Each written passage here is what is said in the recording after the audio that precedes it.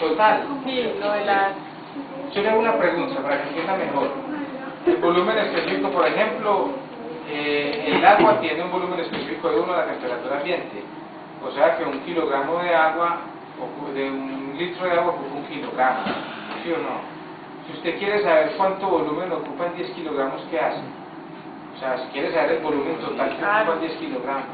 Entonces miren que las propiedades intensivas, y cuando hablamos de propiedades específicas que tienen por unidad de masa, es mejor trabajarlas así. Si usted va a montar una empresa de arepas y usted quiere saber cuánto le gasta una tonelada de maíz, por ejemplo, en energía, usted no va a hacer un ensayo con una tonelada, calentándola. Uno hace un ensayo con 1 kilogramo y luego ¿qué hace? Como ya tiene una propiedad específica de la energía que se gasta por kilogramo de maíz, usted después multiplica por toda la tonelada de maíz y sabe cuánta energía total se gasta. Ahora sí queda. Por eso es que las propiedades intensivas vienen en las tablas es por unidad de masa. Que mire que uno trabaja con una base de 1 kilogramo de 1 gramo y usted ya para saber el total de toda la masa que usted va a trabajar en un proceso simplemente multiplica por el total de la masa.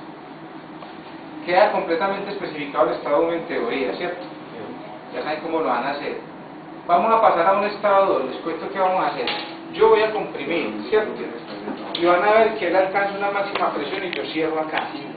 El estado 2 es justo cuando yo cierro, pero van a observar que la presión no se queda inquieta, sino que ya empieza a descender. Entonces, esperamos a que se estabilice en un estado 3, analizamos el estado 3 y luego el estado 2. De 1 a 2 hay una compresión adiabática. Mire que cuando yo hago esto, yo estoy comprimiendo el gas, le estoy entregando energía en forma de trabajo y es adiabática, o sea que el calor es 0, ¿cierto? Entonces mire que el sistema lo que hace es aumentar su energía interna, todo lo que le dé como trabajo lo acumula como energía interna porque no hay transferencia de calor. Pero resulta que cuando yo cierro, eso empieza a descender. ¿Por qué? Porque si ganó energía interna, ¿qué pasó con la temperatura? Aumentó. Entonces si yo cierro y la temperatura de mi sistema aumentó, ¿qué va a empezar a ocurrir? Va a empezar a haber una transferencia de calor de 2 a 3 de mi sistema hacia los alrededores, buscando un equilibrio térmico. Por eso es que eso desciende hasta un estado 3. O sea que de 2 a 3 sí hay transferencia de calor, más no hay trabajo porque miren que yo no estoy comprimiendo ni el gas está expandiendo. Cuando nosotros hablamos de calor y trabajo en gases ideales, ese trabajo se refiere al trabajo de frontera, el que vamos a hacer acá. Miren que hay trabajo de eje, trabajo eléctrico, pero aquí no tenemos ningún otro dispositivo de eso, aquí no tenemos una hélice dándole vueltas a eso. Entonces trabajo de frontera. ¿Recuerdan el concepto de trabajo de frontera? En gases ideales se calcula con la integral de P de B. ¿Recuerdan? La presión constante simplemente es P por delta de B. Entonces aquí es trabajo de frontera lo que tenemos. Entonces el estado 2 va a ser cuando llegue a la máxima presión y el estado 3 se estabiliza en un valor que lo vamos a determinar. Entonces yo comprimo, cierro y observen lo que pasa.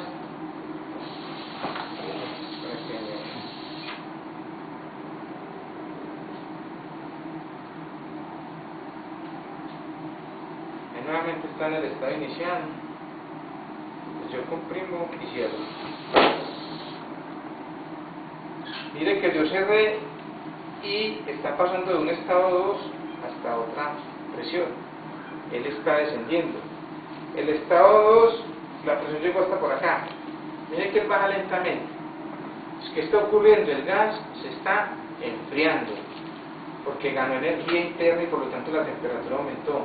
Como fue tan rápido de 1 a 2, no hubo transferencia de calor, pero ya de 2 a 3 él se iba bajando lentamente. Miren que subió hasta por aquí y ahí se está estabilizando ya. De 2 a 3 se pierde calor porque la temperatura del sistema aumenta. En estos momentos entonces ya podemos determinar o caracterizar el estado 3.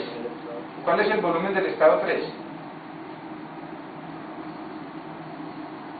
Volumen total del estado 3. Es el mismo, 19 litros. Miren que el volumen total del sistema siempre es el mismo porque es lo que ocupa el aire de ese recipiente. Y ese recipiente es de paredes rígidas. Por lo tanto el volumen total siempre es 19 litros. La temperatura ambiente de mi sistema. La temperatura ambiente. Mismo. La temperatura 3 está en equilibrio térmico con los alrededores, ya que la temperatura ambiente nuevamente 22. ¿Cierto? 22. 22. ¿Cuánto fue? ¿Cuánto era 22? 4. La presión manométrica. Ahí es la diferencia. La diferencia entre cuánto es alguien que lea.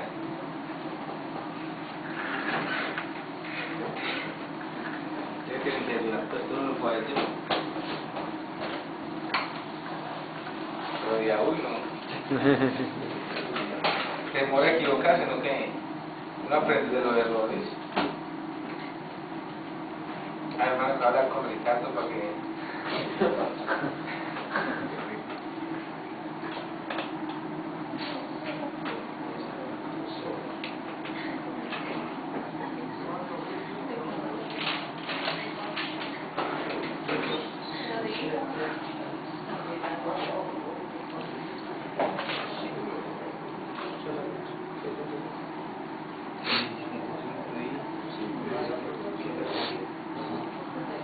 Entonces, ¿cuánto es la presión 3?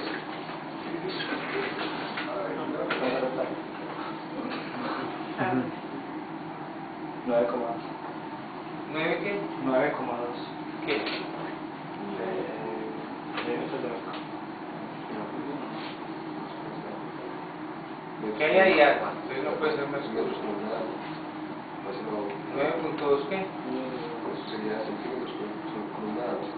Mire con la seguridad que lo dicen y ustedes se creen el cuento, ¿sí o no? Primero tienen que ser buenos observadores.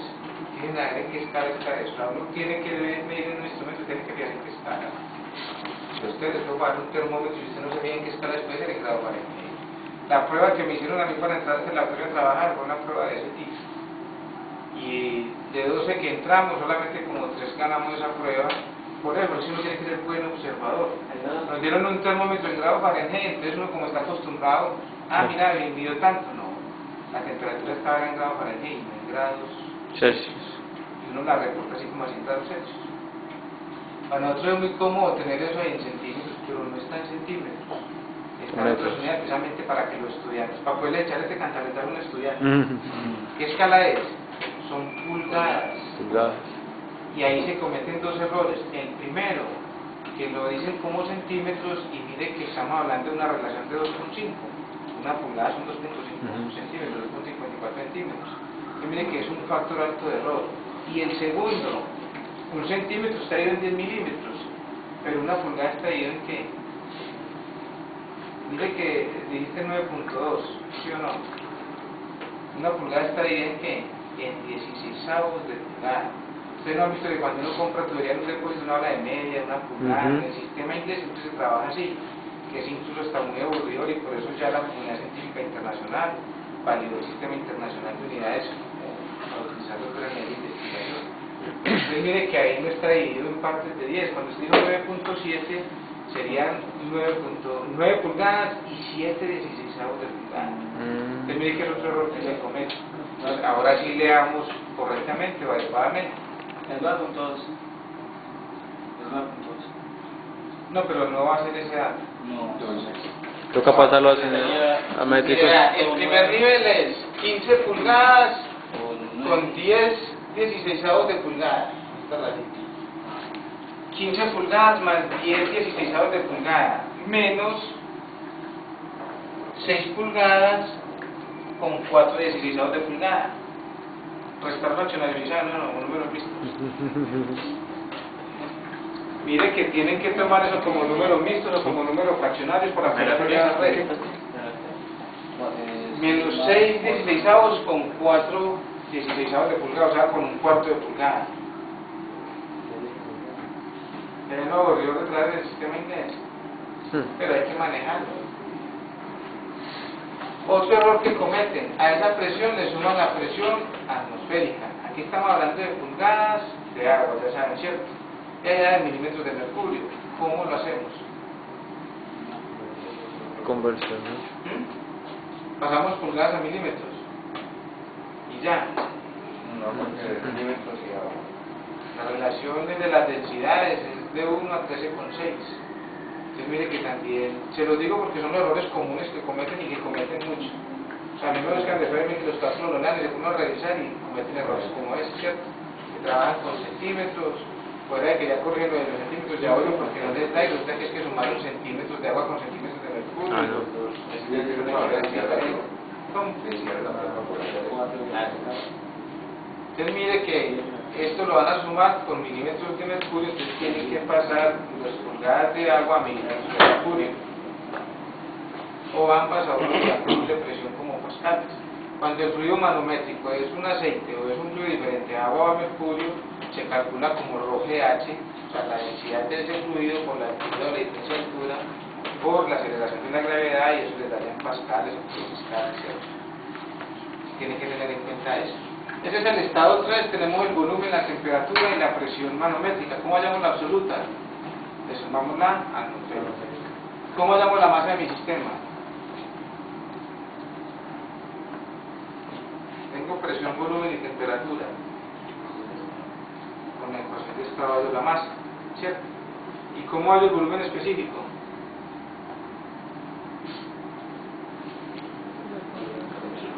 Nuevamente tenemos volumen total 19 litros y la masa que hallamos, ya me da el volumen específico.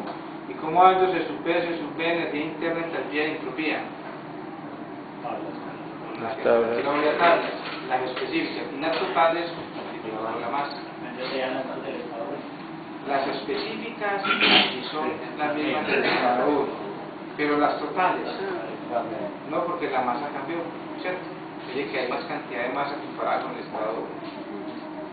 Ese es el estado 3. El estado 2, inicialmente el nivel de agua estaba aquí en esta rayita y subió hasta esta rayita azul.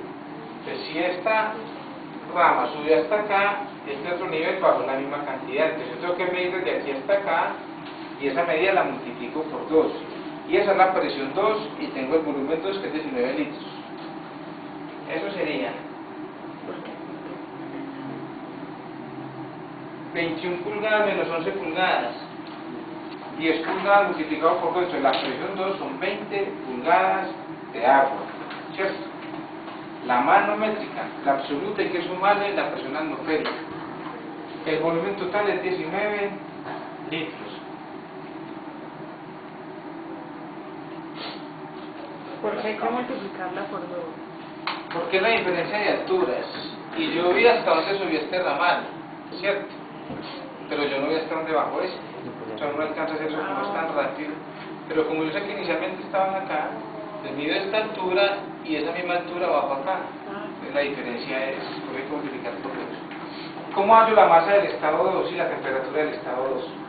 Solamente tengo presión y volumen total.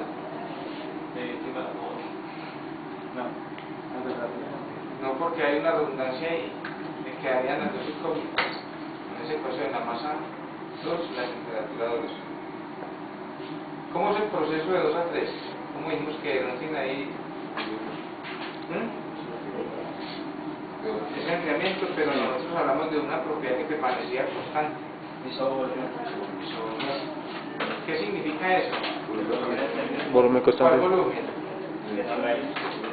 Pero ese es el volumen total. Si hablamos del volumen total, en todos los estados es el mismo, porque es un tanque real. El volumen específico. ¿Y el volumen específico es igual a qué? Entonces, ¿cómo es la masa? La misma. La masa del estado es la masa del estado 3. Miren que yo cerré aquí en el estado 2, que no entra ni sale masa.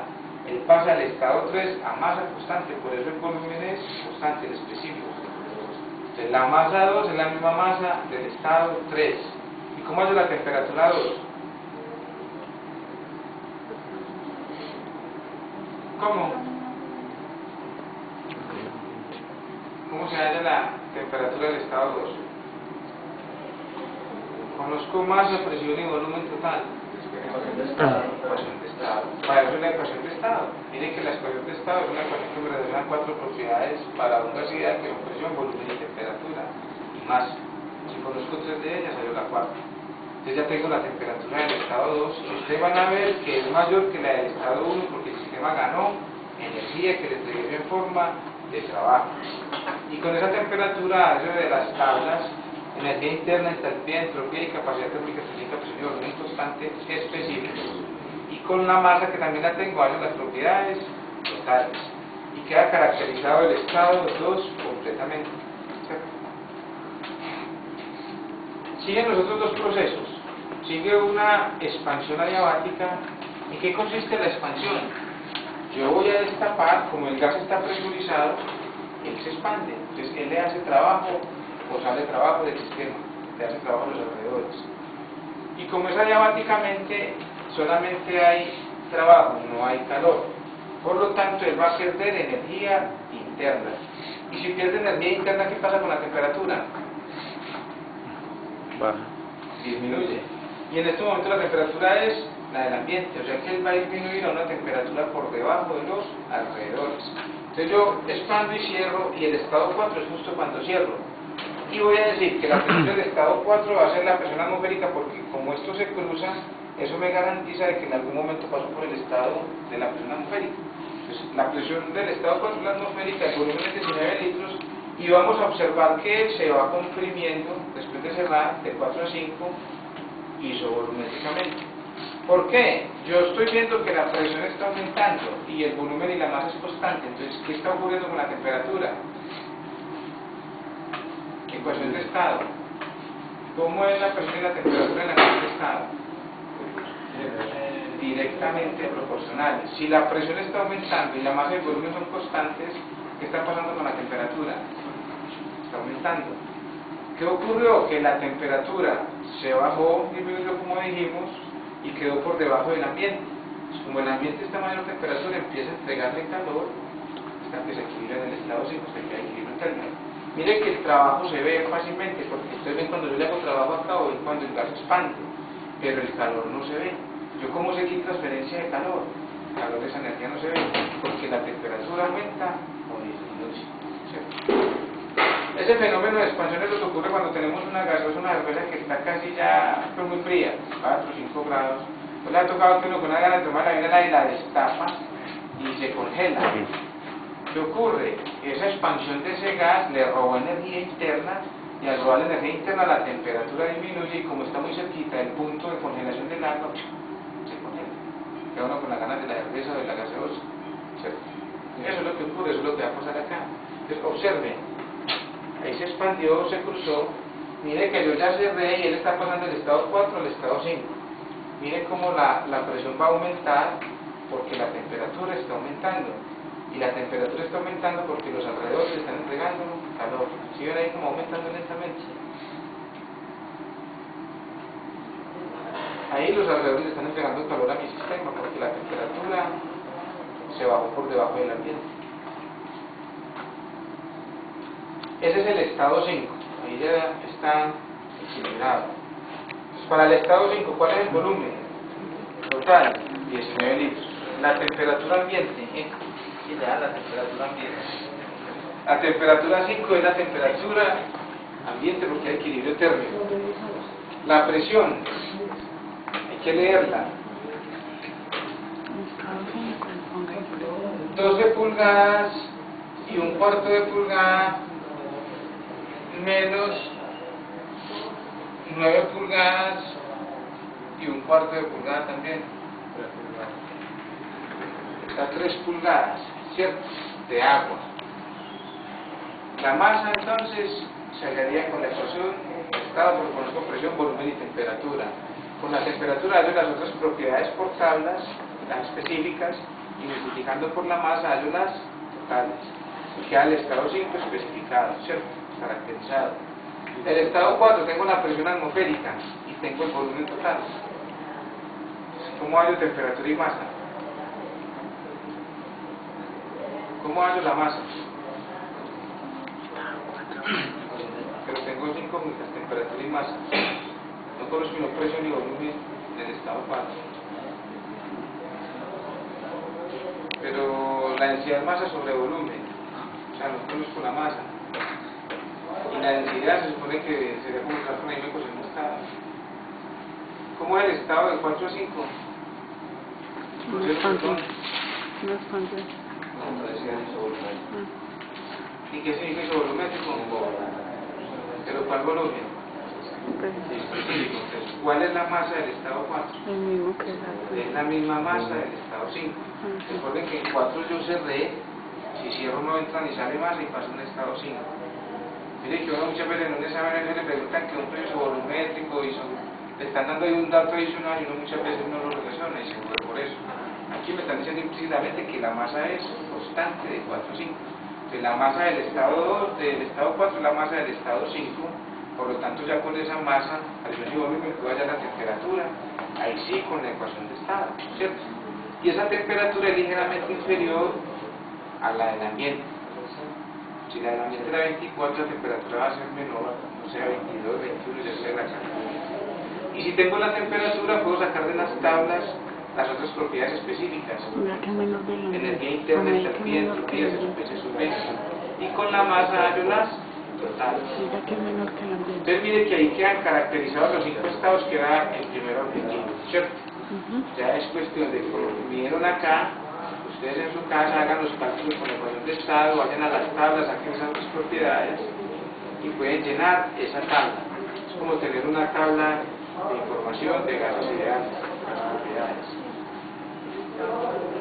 La otra tabla que deben de llenar es la interacciones de calor, trabajo, delta de U, delta de H y delta de S. ¿Cómo se puede hallar delta de U de 1 a 2? Porque estamos hablando de los 4 procesos, de 1 a 2, de 2 a 3, de 3 a 4 y de 4 a 5. ¿Cómo se puede hallar el cambio de energía interna? ¿A qué es igual delta de U? Por definición o... ¿Cómo la hallo? Voy a calcular delta de U. ¿Cómo? No sería calor. Cuando uno habla de propiedades, uno habla de propiedades para un estado, calor y trabajos para un proceso. Uno no puede hablar de calor 1, calor 2, no, calor de 1 a 2, calor de 2 a 3, calor de 3 a 4, calor de 4 a 5, igual que trabajo. ¿Cómo se hallaría delta de U? ¿Qué es delta de U? ¿Cómo? Calor más trabajo igual a calor. Eso por primera ley. Pero precisamente normalmente el delta de U cuando ya lo calcule me sirve para hallar el calor o el trabajo. Entonces el delta de U lo calculo como independiente. Es U2 menos U1. ¿Cómo hallo U2? Por tabla. Ya lo tengo. Es que mire que delta de U yo ya, ¿qué hice en la primera tabla? Especifiqué para que llegue completamente el estado. Yo ya tengo U2, tengo U1, tengo H2, H1, S2, S1. Todas las propiedades las tengo en cada estado. Eso fue lo que hice en el primer objetivo. Entonces, ¿cómo hallo delta de U? Es la energía interna del estado 2 menos la energía interna del estado 1 que ya lo tienen en la tabla, ¿cierto? Del primer objetivo. Delta de S de 1 a 2, S2 menos S1. Delta de H, H2 menos H1. Esa es una fórmula. Pero para gases ideales hay unos modelos matemáticos, que son modelos matemáticos generales, ya para gases ideales o sustancias puras, para calcular delta de U, delta de H y delta de S. ¿Recuerdan cuáles son esas ecuaciones? Son esos modelos matemáticos. Delta de U es la integral de C sub B de P, ¿cierto? Y normalmente uno asume que C sub B es constante y queda C sub B por delta de G. Delta de H es la integral de C sub B de T. Se asume C sub B constante y queda T2 menos T1. Miren que las temperaturas en C sub P y en C sub B también lo tienen de la otra tabla, entonces lo pueden hacer de las dos formas.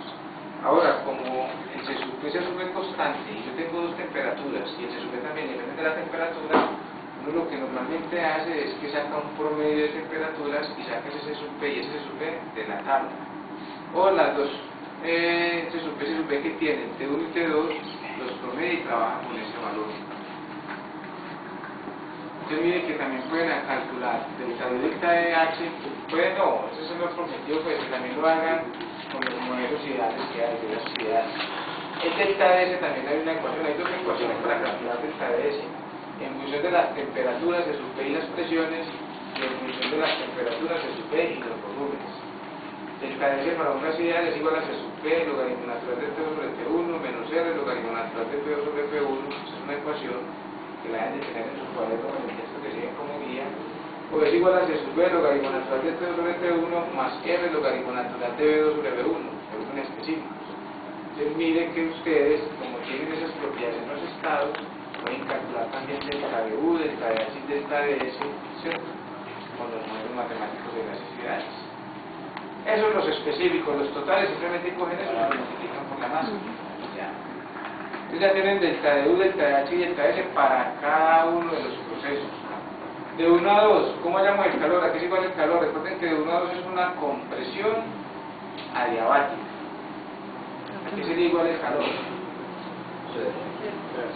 ¿Y a qué sería igual el trabajo?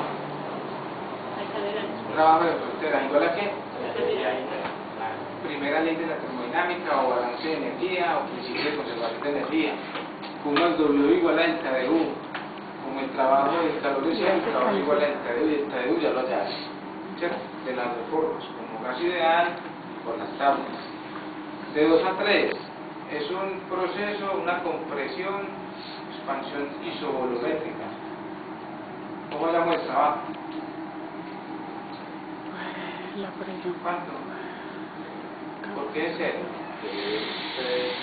Recuerden que ese trabajo que tenemos ahí es trabajo de frontera, no es ni trabajo de eje, ni trabajo eléctrico, ni ley de Hooke, ni tensión superficial, es trabajo de expansión o compresión. Y hay trabajo de expansión y compresión si el volumen específico varía, pero como de 2 a 3 es un proceso volumétrico o isocórico, ese trabajo vale cero. Entonces, ¿cuánto vale el calor? Miren que de 1 a 2 el delta de U es la energía que yo le entregué en forma de trabajo porque no se refiere de calor, pero de 2 a 3 el delta de U es la energía que pierde por la transferencia de calor que hay del sistema hacia los alrededores, ¿cierto? De 3 a 4 es una expansión adiabática que vale 0 en calor. ¿Y cuánto vale el trabajo?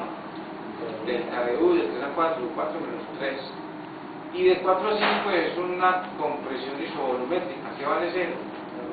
Y el calor valdría delta de U de 4 a 5. Entonces mire que de ahí yo especifiqué completamente los estados y haré las interacciones de energía que hubieron entre mi sistema y los alrededores para poder ocurrir esos cambios de estado. Ahí quedaría entonces esa otra tabla llena, ¿cierto? Y se cumpliría con el segundo objetivo. El tercer objetivo es una ecuación de K, que es de superficie P, o algunos autores lo llaman gamma, en función de las presiones de los estados por los que pasamos. Va a tocar trabajar con los No dejamos eso para nada. No. Este es coeficiente de abajo. Simplemente con esas presiones absolutas, la reemplaza de esa ecuación se hace ese coeficiente de abajo. Cuando uno ve ese texto de Daniel, esa práctica se hace supuestamente como el método de Clemen-Dessomen para hallar el coeficiente diabático de un gas ideal. Pero si ustedes ven, miren que para nosotros es un objetivo terciario. O sea, esta práctica se saca más provecho con los otros dos objetivos. Miren que prácticamente están repasando toda la termodinámica general, la uno para gases ideales, porque es el concepto de sistema, propiedad, estado, proceso, ¿cierto? Ecuación de estado, los modelos matemáticos que hay para gases ideales, para la delta de U, delta de H, delta de S, la integral de sub de T y de sub de T. Miren que están reemplazando toda la primera ley de la termodinámica, sistemas cerrados. Entonces miren que esos dos objetivos iniciales le ayudan a ustedes a repasar todo lo que han visto en termodinámica para gases ideales, mientras que el otro es muy puntual, por eso quedó como un tercer objetivo, ¿cierto? No sé si tengan alguna duda o algún comentario que hacer con esa información, es con lo que ustedes van a trabajar, lo que tienen que presentar como informe. Tienen que caracterizar todos los estados, tienen que hallar las interacciones de energía, calcular el coeficiente de abajo. Ahí tienen un buen rato con que entretenerse porque ahí la práctica dura poquito, pero por fuera sí tienen que trabajar bastante. Tienen todo lo que tienen que hacer. Entonces, ¿tienen alguna duda o algún comentario? El coeficiente adiabático Es una ecuación. Si quieren, les presto un texto hermano y ahí está la ecuación. Sacamos copia.